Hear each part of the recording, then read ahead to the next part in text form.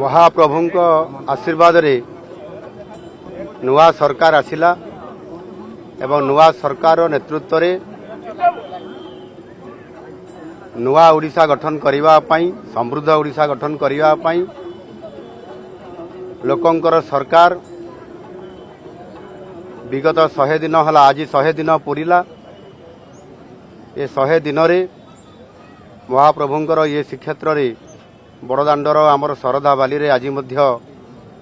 एक 100 दिनिया पालनर पर्व थिला आ सेही शुभ अवसर रे आज आमे महाप्रभु श्री जगन्नाथ को आज दर्शन कलु। प्रभु को आशीर्वाद रे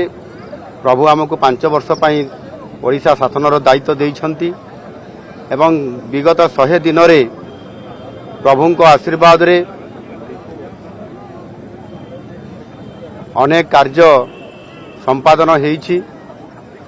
एवं लोकंकर आस्था भाजन हेइ पारिछु। लोक माने हमको आशीर्वाद करूछंती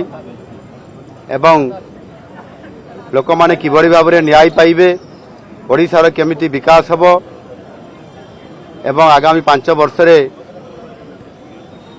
नुआ ओडिशा गठन करिबार एवं समृद्ध ओडिशा गठन करिबार जो विकासर रास्ता बाहरी ताहा आगेइबो सेति पय महाप्रभु को निकट रे प्रार्थना करिछु। महाप्रभु निश्चित भाव रे हमको आशीर्वाद करिसंती एवं आगामी दिन रे ओडिशार विकास भारत वर्ष रे सर्वश्रेष्ठ हबो आ सेति पय प्रभु को निकट रे प्रार्थना जणैछु। प्रभु निश्चित भाव रे हमको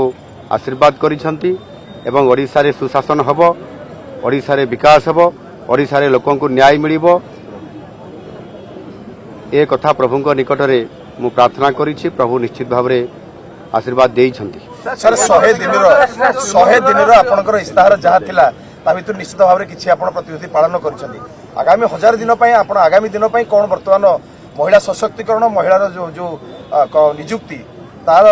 देखंतु स्पष्ट भाव रे निर्वाचन पूर्वरु आम दलर शीर्ष नेतृत्व सेमाने घोषणा पत्र रे पॉलिटिकल मैनिफेस्टो रे बा आमर संकल्प पत्र रे आमे ताकू